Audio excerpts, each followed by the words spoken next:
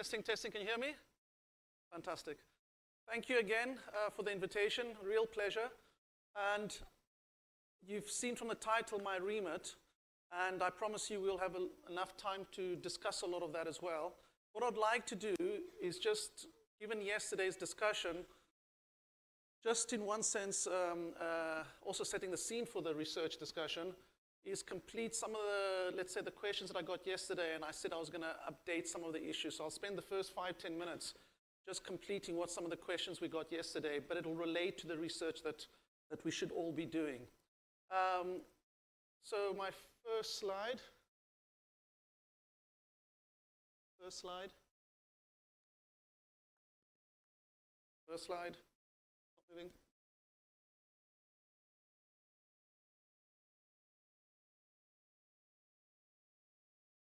Perfect.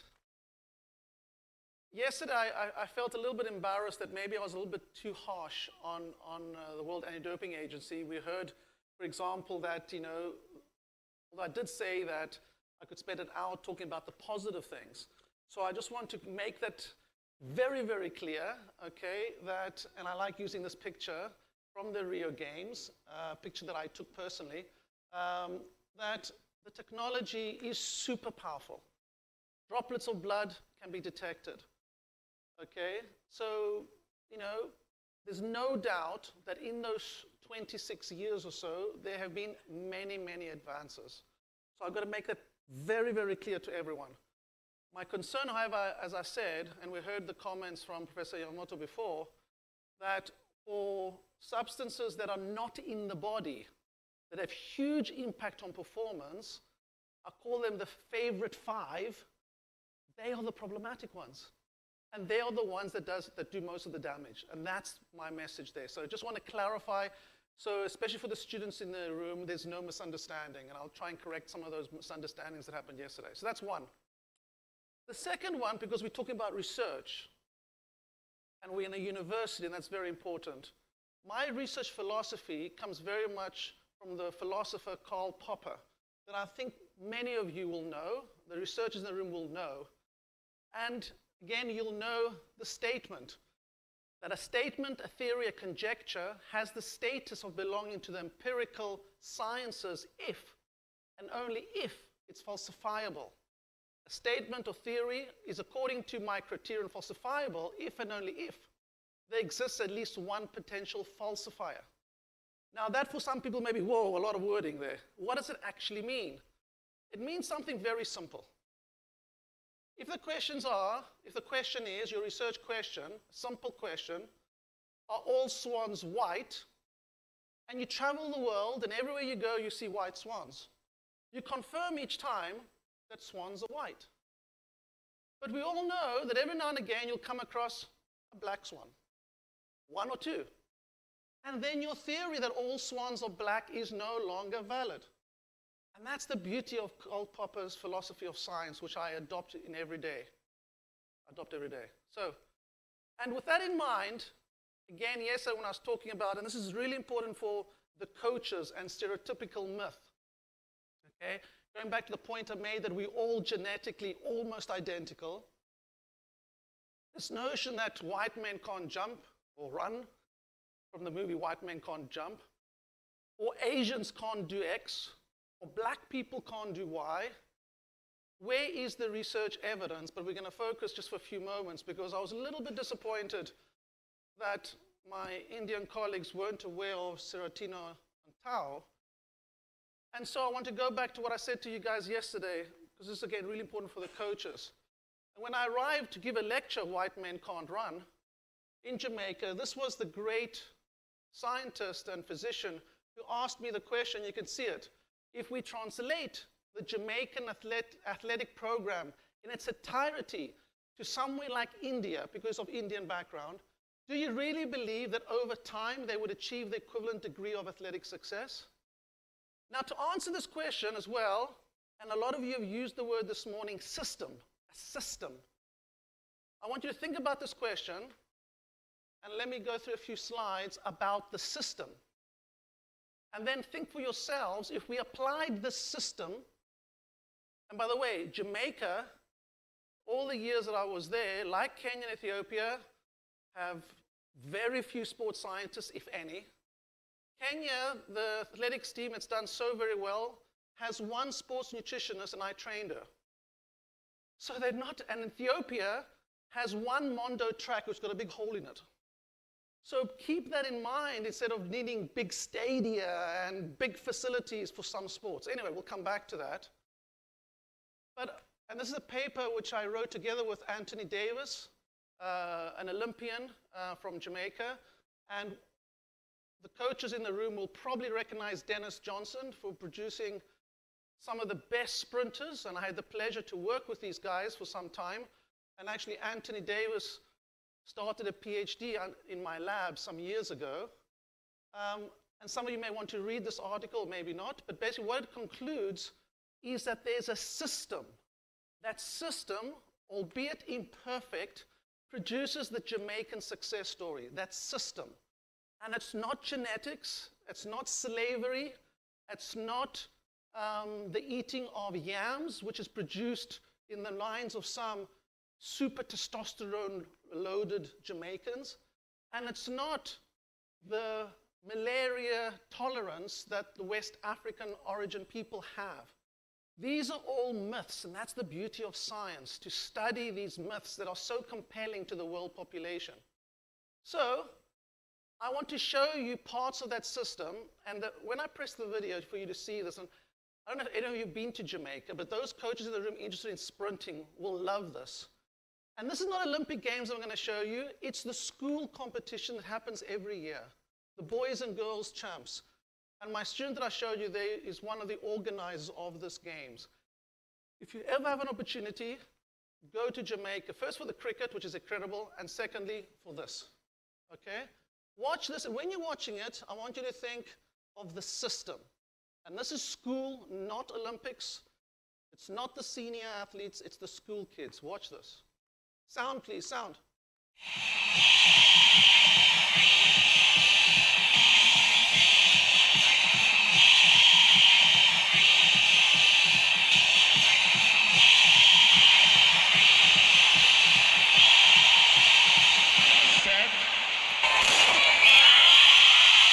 It is called the Boys and Girls Championships.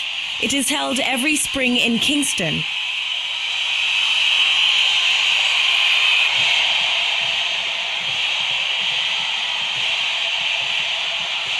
To the people of Jamaica, it is a one-of-a-kind event that only seems capable of happening on this Caribbean island.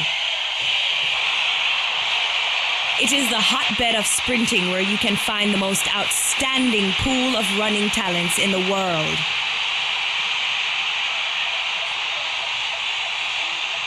The Boys and Girls Championships annually attract 33,000 fans.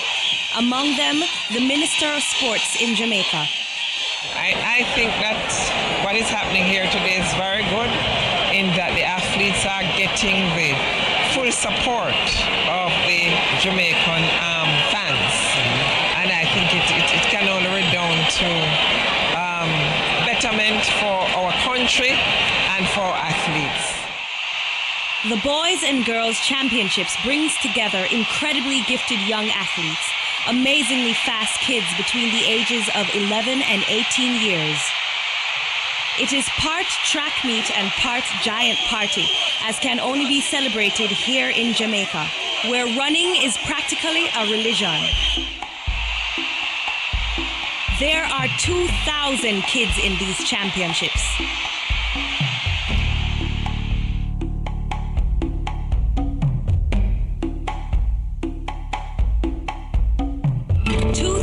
Boys and girls, and one dream. To one day be part of the Wall of Fame, which you can find just outside the National Stadium in Kingston. The writing on the wall tells the story of one of the most amazing achievements in the history of the modern Olympic Games.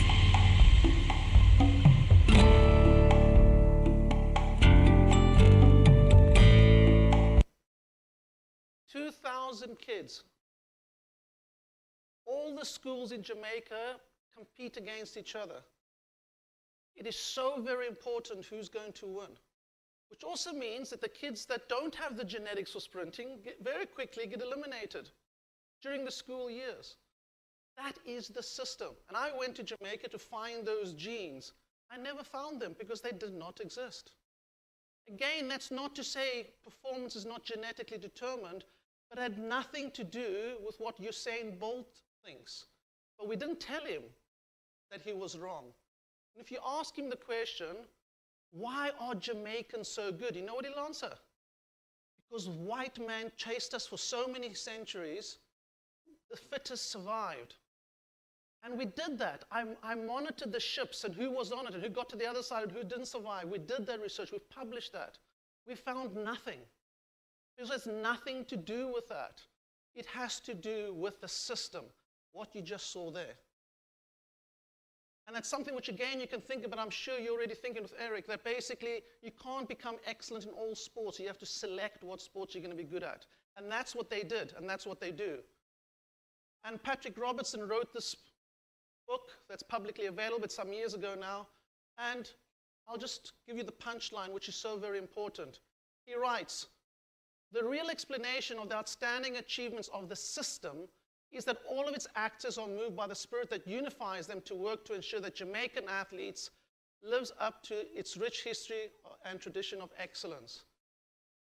And I think that is also the message that's coming out of these first 3 days of the conference. And I wanted to share that with you. And so this notion white men can't run, or Asians can't run, or anything like that is just, there's no evidence for it. Let's be very, very clear. And so when my dear friend here asked that question, what would be the answer? And to help you with the answer, for me it is very clear, going back to Karl Popper, my black swan, and this is for the younger ones in the room especially, let me introduce it to you, Serafino Antao. He was 100% Indian, 100%. Like I'm 100% Greek. But I was born in Australia, grew up in South Africa, and live now in China, Hong Kong. But I'm Greek. He's Indian. He was Indian. And you can see here in Perth, 1962, winning gold in 100 yards and in the 220 yards. So an incredible athlete. So if Asians can't sprint, he wouldn't have done this. He's the black swan. But as I said, his environment, that's why the environment again is so very important. He grew up in rural Kenya. Rural is being the word. And I'm sure, Eric, you will find, and the coaches in the room, that some of your best athletes will be from the rural areas, which fits in with the theme that we discussed a little bit the other day about physical inactivity and how more and more people living in cities is going to have a real detrimental effect on how we find our talent. So I just want to make that point. And there he is, living in London, and he died a few years ago, unfortunately. And why am I spending a few moments of my workshop on this? Because belief, ladies and gentlemen, is so important, especially of the experts, the creme de la creme who are in this room. What you believe is very important, because the athletes are going to listen to you. The young ones are going to watch every word you say.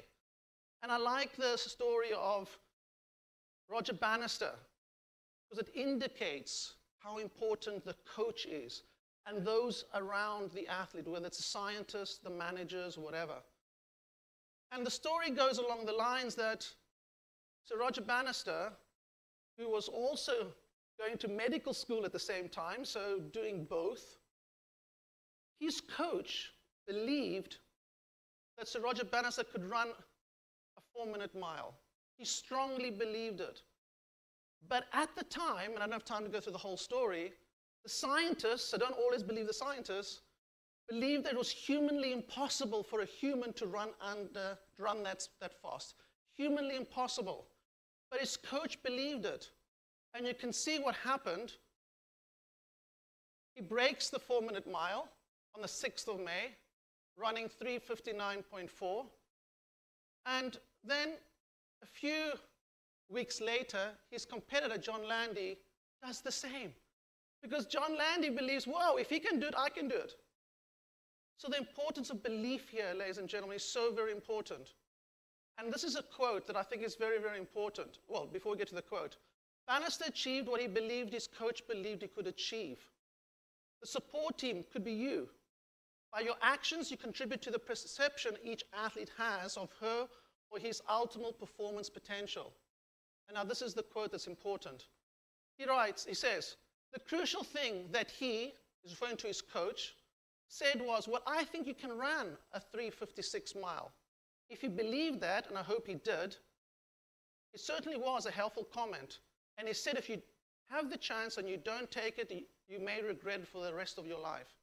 And that's why what we believe in a conference like this, in a university setting, must be the right, must say what we believe, what the evidence shows in addition to that. So that is the second thing I wanted to correct from yesterday, in case I didn't make that clear. The third one was a question that someone asked yesterday about deterrence. Because as I indicated, and I'll repeat it, the fact that the number of athletes that are being caught versus the ones that are doping, whatever that prevalence is, and there's no one on this planet that can tell you the exact prevalence. It's impossible to determine. But clearly it's many, many-fold of the testing. I just threw the number 50%. I have no clue what it will be. But if the deterrence, going back to the middle pillar yesterday I presented, when I presented the 3 Ps, if the deterrence was a lifetime ban, do you think athletes would take that chance? Some would, of course, but a lot of them wouldn't. And it comes down to this notion of the muscle memory hypothesis. And I also made the point that the system currently is not working, and a good example is the Rio Olympics. And I want you to get the numbers right, because yesterday I just threw out a number because I couldn't remember. The number is 31 of these athletes won medals in Rio. What do we mean by 31 of these athletes? These athletes. These are athletes who had failed a doping test, but came back after having their suspension and won medals. Now think of the relevance of this. If there is such a thing as muscle memory, and the coaches in the room will know there is such a thing as muscle memory, when I first worked with Yannis Pitsiladis, he came to us in Brighton, hadn't run for a year because he had an injury. We fixed his problem. Within 6 months, he came second in the London Marathon. In 6 months, having not run a single mile in a year plus. The only way you can do that is muscle memory. And in an animal model, we are showing the existence of the muscle memory. So this must exist in humans. And this is where I do agree with Usain Bolt in terms of what he was quoted saying, and he's going to have sound. Let's listen to what Usain Bolt thinks should be the solution. Job now. That's why Louder. the scandal is so big, because they're finding the people who are doping. But Louder. I always tell them that they just need to put in like life Louder. bands. I think that's the most important thing. If you go out your way to cheat, put in life bands and get these guys out of the sport. Make a little leadway for the people who will make mistakes, stupid mistakes, just in case something goes wrong. But I think if someone goes out their way to cheat, it should be completely banned from the sport. As you heard and hear that very clearly, because also the accent, he's talking about how he thinks that the main deterrent, the way to get people out of cheating, is life bans. But the human rights people, the lawyers in the room will tell you currently they would never stand up in a court of law, because for most parts of society, when someone does something bad, they do their time and they should be able to come back into society, and one can understand that. But in sport, if there's muscle memory and your muscles or muscles of a doped athlete still benefiting years after the last time they took a drug, then they may change. Anyway, this is very, very interesting. And they are described briefly. I want to give a lecture on muscle memory, but it's very, very interesting. You can read it in your own time. Don't worry about it because of time. But this is the work we're doing in my lab, where we're looking at this. We're getting athletes coming in. We're biopsying them. This is a athlete that does weightlifting. We look at the muscle area. We can count my nuclear number, which is indicated in blue, but don't worry too much about this. The point is we're doing this very well to answer those questions, and we have a new grant from the World Anti-Doping Agency to actually do this properly. Again, it's very difficult to do because we are not allowed to give drugs to athletes, so we're relying on athletes who come and say, yes, we're taking, yes, we'll stop taking so you can do our experiments, and we'll allow you to stick a big needle into our muscle and take some out. So you can imagine how difficult it is, but we are doing these, and we've published a number of papers already, but I'm not going to go through that because of time. But our animal model that we're doing in collaboration with the Murdoch Children's Hospital in Melbourne, Australia, you can see one of our mice that has been injected with pellets that release, or implanted pellets that release testosterone. We are doing those experiments, and I won't show you the data today. There's certainly a muscle memory mechanism in our mice. Let's confirm that in humans, and we can have an interesting discussion in the future. Okay, let me get to the next bit that I wanted to get, which was also the human element. And I said to you yesterday, I'll tell you a few case studies. I'll show you two. And I remember in the last days, there was some experience of New Zealand Olympics and New Zealand sport, yes. And I don't know if any of you know the Robertson brothers. They were in your program. Wow, it just shows the small world this is, okay? Well, these are two kids. I won't go through the whole story, but those of you interested can look them up.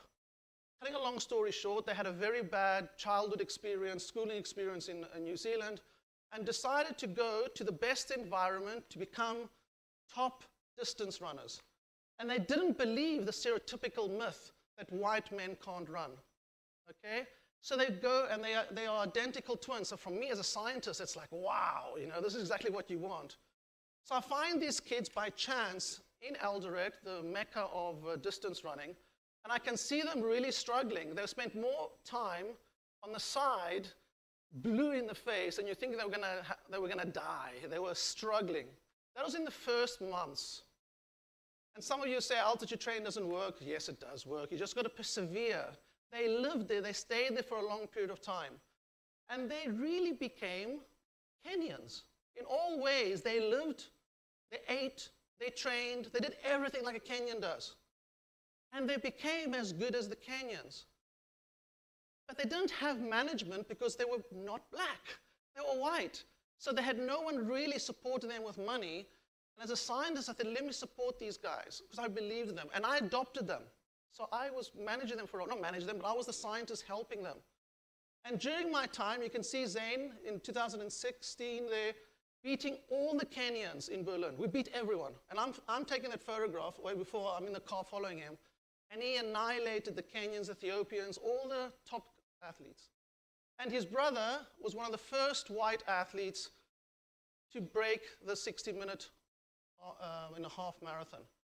And that again is another black swan. And then in Rio, Zane, very much part of the Sub-2 project, which I presented yesterday, by the way, this is where I was involved with him under the Sub-2 project. He broke a record that had stood for a very long time in New Zealand. And at that point, there's no doping in the story. No doping in the story. They're part of my team. I'm testing with the WIDER Plus protocol, whilst it's the end of my career. So I have to be extra careful. Then the big companies come along and buy them, guess for how much money? $5,000 a year. $5,000 a year. What the athletes don't know that each time they flew somewhere, I got a business class ticket for them, it was more than 5,000. But you're getting the point. But then they become not very useful for whatever reason to the big companies with big money, and they're left alone to do their own thing, which becomes incredibly hard in a sport where there's only one type of sponsor, and that is the shoe companies. And they are competing, and there's war, and there's whatever. If you have the wrong shoe, you're not going to win a race. So to get to the punchline of this, Zane, surprised to me as well, the headlines are quite some time ago now, 2023, he fails a doping test. At this point, it's got nothing to do with me whatsoever. He's moved on. And you can see from the headline, he wants to kill himself, often wants to do that. And I want you to hear his story in his own words to illustrate to you why we have to get it right. And I feel also responsible for his situation. Listen to his words, and I think that'll motivate all of us in this room to do better. And like Zane's story, I'm sure there are hundreds of Indian athletes who may have a similar story. And we want to prevent, and this comes back to education. If you're doing education like this, it is so powerful. Hopefully it can have an impact. Listen to these words. Please make the video, the sound work, because I want you to hear what he says.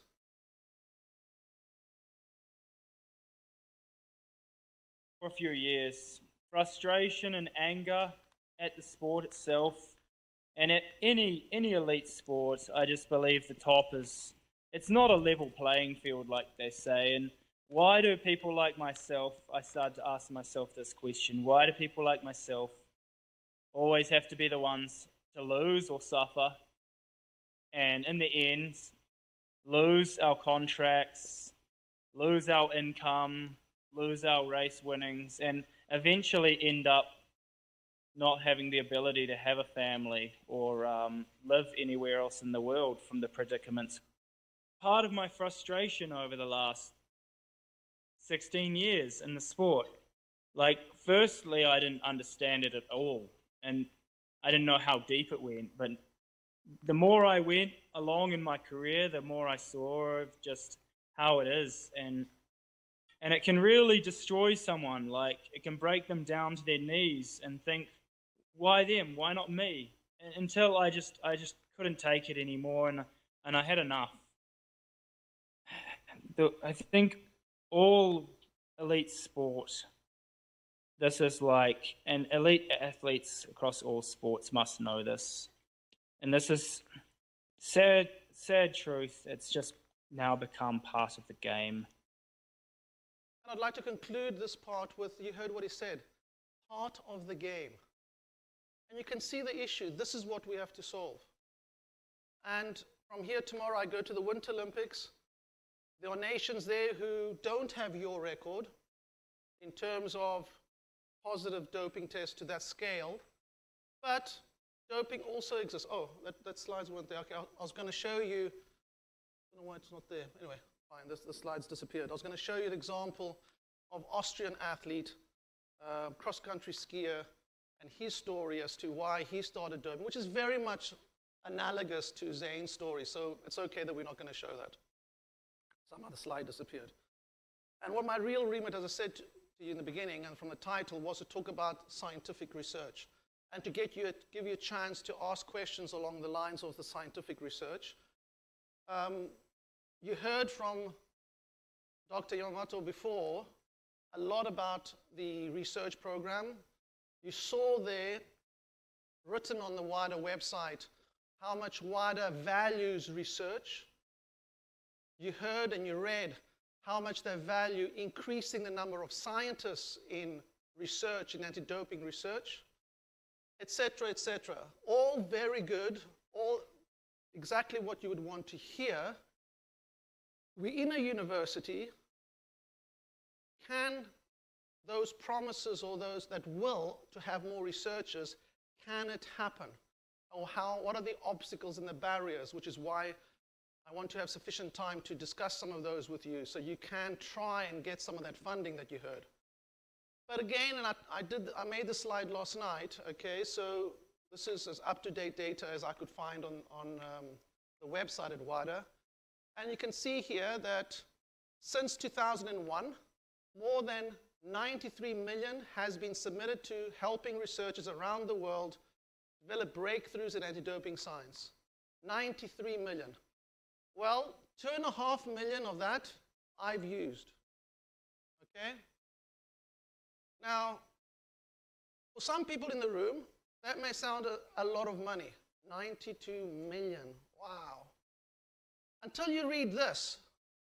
Jude Bellingham, when he moved, okay, to Real Madrid from the German team, you can see his contract valued at 115 million. Do I need to say any more?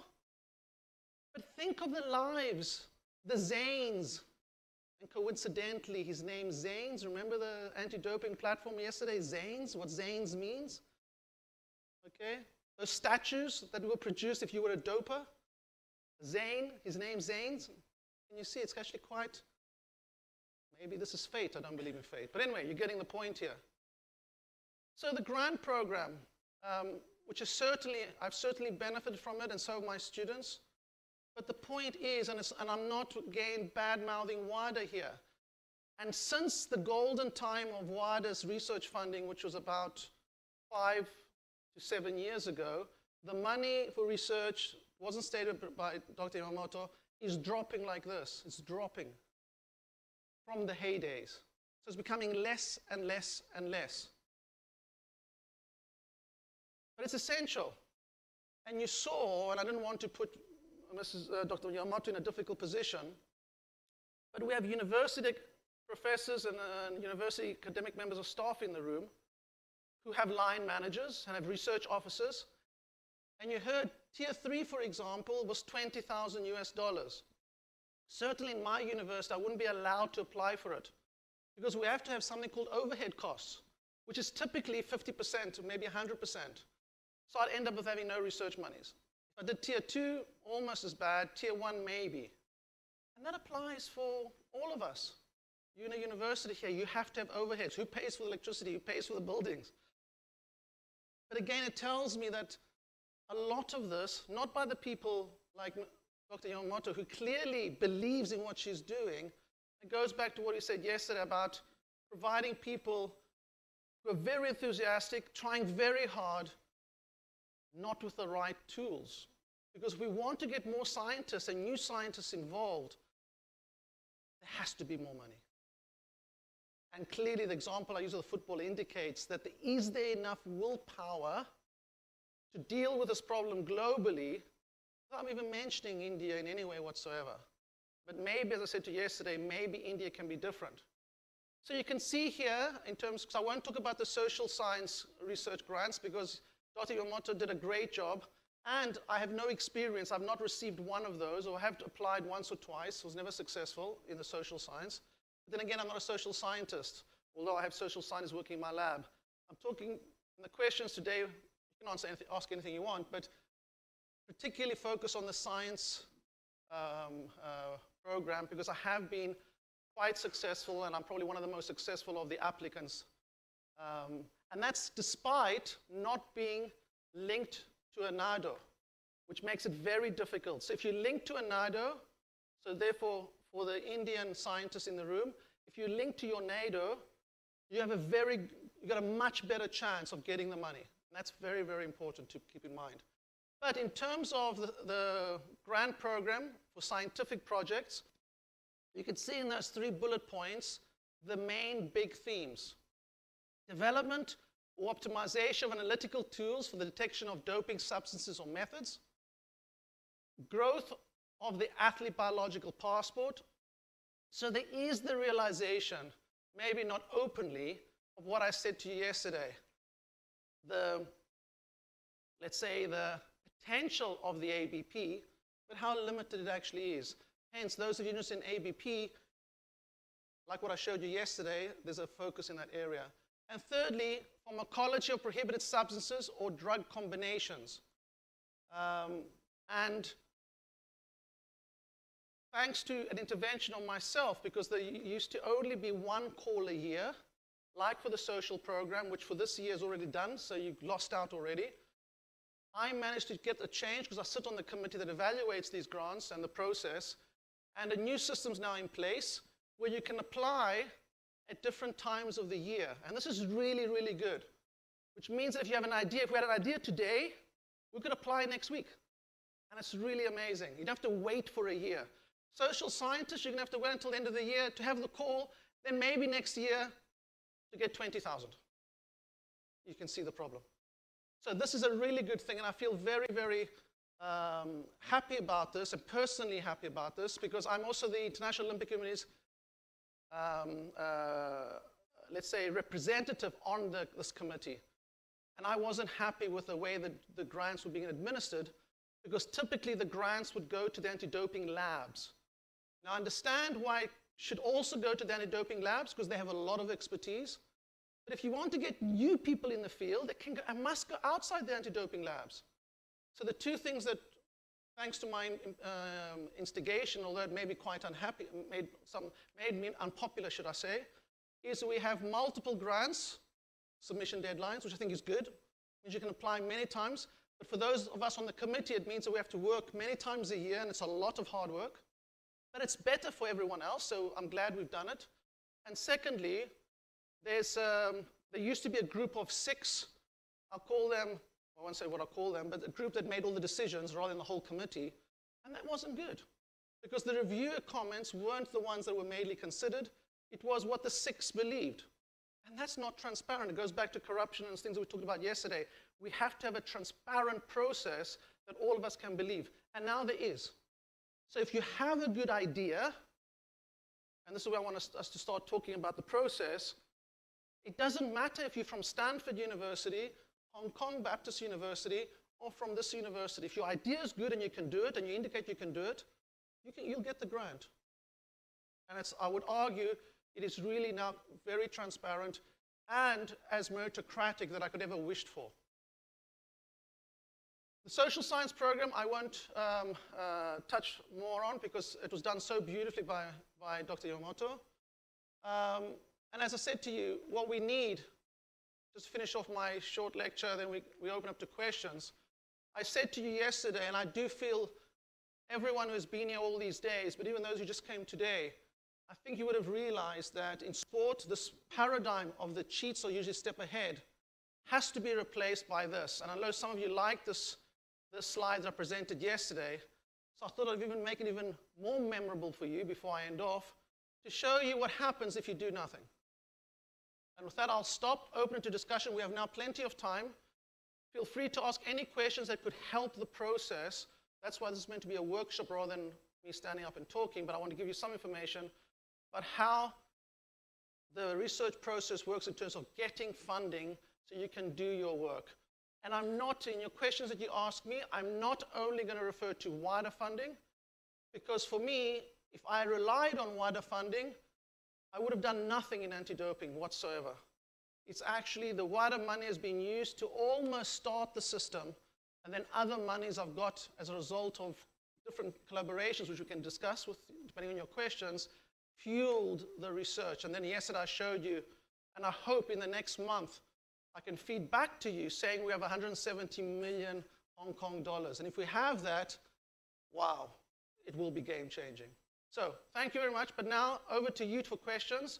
There's no question, there's no stupid questions. Please feel free to ask your question. Please tell us who you are first before you actually ask the question, and thank you.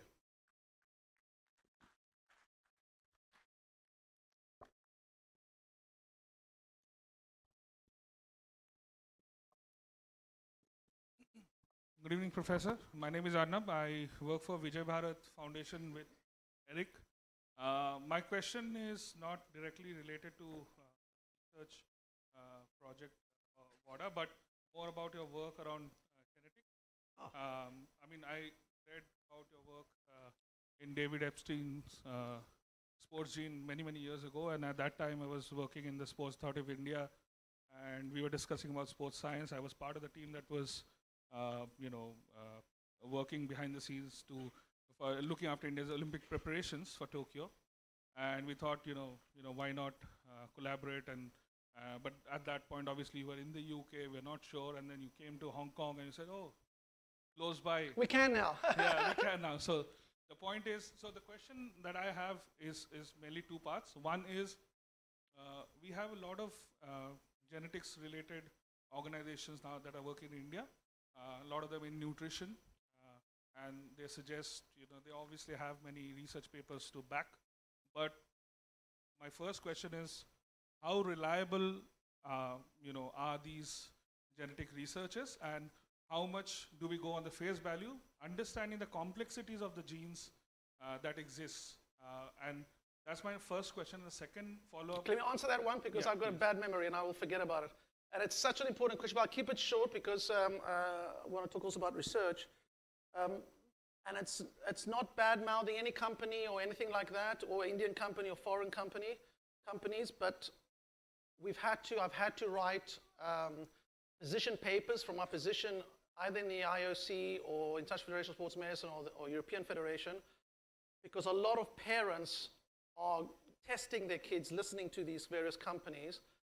And I'll give you one straight answer, that to date, these tests have I would like to say zero clinical utility. My co-authors who were co-authoring the paper made me write almost, okay? Which is just as bad, okay? So, but please don't get me wrong. There's huge potential for it to happen. When it happens, and whoever it happens to will become a billionaire. I mean, this industry is so powerful. And certainly in my lab, we are working very hard to do it. So I'm not bad-mouthing a field. It's all down to money and technology. Now the technology is ready. It's really ready to do it. And I set the scene yesterday, I didn't get to the point. Remember I told you that maybe 10 years ago it would cost you hundreds of thousands to sequence one person? In my lab, I can do it for $100. And the company I work with, MGI, have promised me in the next 18 months, $10 US. Now, which anti-doping test costs $10 US? That's what's happening. That's what's happening to the field. It's being revolutionized because the technology is so advanced. And you saw yesterday when I presented in my lab the robot going around doing things, okay? Anyway, that's the answer to that question. But it's not to make those entrepreneurs in the room not wish to invest in that area. Just invest wisely, but have R&D. It will come. The younger people in the room, I think it will definitely happen in your lifetime. You'll be doing this in your own home with your own sequencer the size of your mobile phone. Now with AI and all the rest, it's only a matter of a few years. So let's get ready. And so India, get ready for that. And I'm pretty sure you guys will be at the forefront because you're right. There are, I said to you before, yes, we talk about sequencing companies. There are many sequencing facilities in India. You have the technology, for sure. My second follow-up question was around this AI itself and genetic research, and with AI coming in now and sequencing. And also, I mean, Samsung, for example, last year released a bit about Majorana chip. You know, so we have now quantum computing available potentially. So how is that then going to shape the future of this particular domain? Yeah, I mean, I've heard AI has been mentioned quite a lot at this conference, and AI means different things to different people, okay? AI, a lot of people means the telephone. That's not AI to me, okay? What AI means to me is where you're going with this, and I'll tell you what we're doing in AI in our lab. So we're using AI, because when you run those experiments that I showed you yesterday, EPO, transfusions, altitude, you have hundreds of athletes and you've got hundreds of samples, and you're sequencing every single gene. The amount of data that's being generated will fill up this room. No human can analyze that. There you need AI to do that. That's the AI I'm talking about, which is going to be learning in my lab every day while I'm sitting here talking to you. It's going to be learning what a doped athlete looks like. But as Eric wants to know, what a sprint athlete will look like, or what a hockey athlete would look like, etc. It's going to be learning using big data. And you know what? You have something that no other country in the world has besides China. You have a big population. That's what you need. You need big numbers. You need AI to learn from this data. And you can do it. You have everything. There's nothing that you don't have. Just the willpower to do it. And you probably have that too. And then a second example to show you more example, because that's coming. Maybe it won't be this year. But that's going to come. So in my lab, in anti-doping, it will happen in the next 2 years, okay? Especially if I get this grant in the next few weeks, which I believe I've got. But what we're able to do right now using AI, and I think it's equally important and important for you, for your Olympics, you live in an area of the world where global warming is hitting you particularly hard, like in Hong Kong. And we saw what happened in tennis, what's happening in tennis. Now there's a cutoff. If you reach a certain core temperature, the event has to stop, okay? Well, we're using AI, and from here as I go to Milano Cortina to carry on this work now in winter sports, we're measuring metrics from the athlete, multitude of metrics, and we're measuring the outcome of the race, the activity. And we're using AI to learn if the athlete suffered something, a microconcussion, a concussion event, collapse, exertional heat stroke, or whatever it is. But you need metrics, you need measurements. And it doesn't have to be biological measurements, because now in the Olympic Games, it's very difficult to stick a needle into someone and collect a blood sample when they're racing. And I want to know, because coaches in the room will know, the person who trains the best is not the athlete who's going to win the race. It's the athlete that does well in training, because it's a different species, almost. So you want data in the race. Now with the wearables you talk about, and Samsung is one of my partners, we can measure metrics during events. So now in Milano Cortina, we will be measuring all the head movements from an instrumented mouth guard in the mouth. In Paris, I showed you, and in Turkey, I showed you how we did all the temperature-related measures. There's no limits here. Some of you in the insulin area, also in the diabetic area, will know the glucose monitors. Very soon, the next weeks, there'll be a lactate monitor. So, Eric, you can have lactate live, and you don't have to follow the athlete around. The athletes that's training currently in Ethiopia at altitude, you can sit right here and watch. Is the athlete doing my session, and what is the lactate levels now? Not after the race when they've collapsed. So that's where we use AI. That's the way I see AI. Most people, though, talk about AI as being what these companies, what ChatGPT and everyone else is using, and I'm using it too, but that's using data that's available for everybody. And that's why AI is a bubble that's going to explode. It's going to crash. It's going to crash miserably because no one is making money besides the companies that are producing the chips. Everyone else is bankrupt. And why? They're bankrupt because everyone is using the same data where 50% of it is wrong. In my case, and in other labs around the world, and hopefully here, you're generating your own data. I want to use my genetic data from my sequencing experiments, not your data or your data. We can try and replicate, of course. That's what I see as revolutionizing sports medicine, sports science. And I think your games, given your country and your history with AI, computing, and all that. I mean, in the UK, every time I wanted some advice from anything to do with IT, the calls always came through to India. You know that better than I do. There's so many jobs here in this area. There'll be more jobs because of this. Don't be afraid. And that's where I see it positive for you as India. Thank you. I said I'll keep it short, but you know what I'm Hi, like. Yannis. This is Sandeep. Basically, I have two questions. I will do it one at a time. Yeah. So I just wanted to ask about whenever anti-doping names comes, only two names comes in front. One is WADA and one is NADA, right? WADA is all over in the world and NADA is in India. But I want to ask whether is there any restriction? Only these two agencies will only do the anti-doping test, or private sectors can also pitch into it in the future, or are already doing it? Because NADA test only for the state level or national level players, and on the district level, on the village level, there are n number of players who never...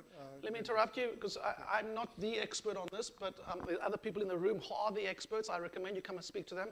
But what I do know, and again, I'm not going to say which is which, and that's where the system has to become better.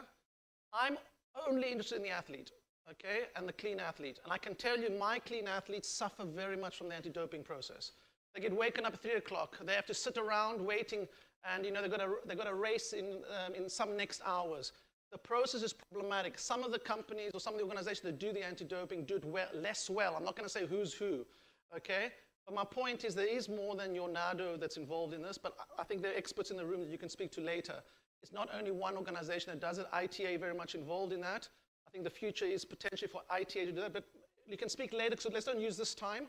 But come speak to the NADO people in the front here. They'll give you the best advice. I'm worried I'll say something wrong, okay? But I always think it's good not to have a monopoly on these things. But either way, what I think is relevant for everyone in the room, especially those of us interested in the athlete, I want to get rid of a situation where we test people even at the games, but know everything about it. Making the test so good that you don't need to test at the games, because you'll know if they're positive or not. That's where I think we should be going towards, rather than before your race or immediately after your race, because athletes have a race, then they have another race, et cetera, et cetera. Now, your second question.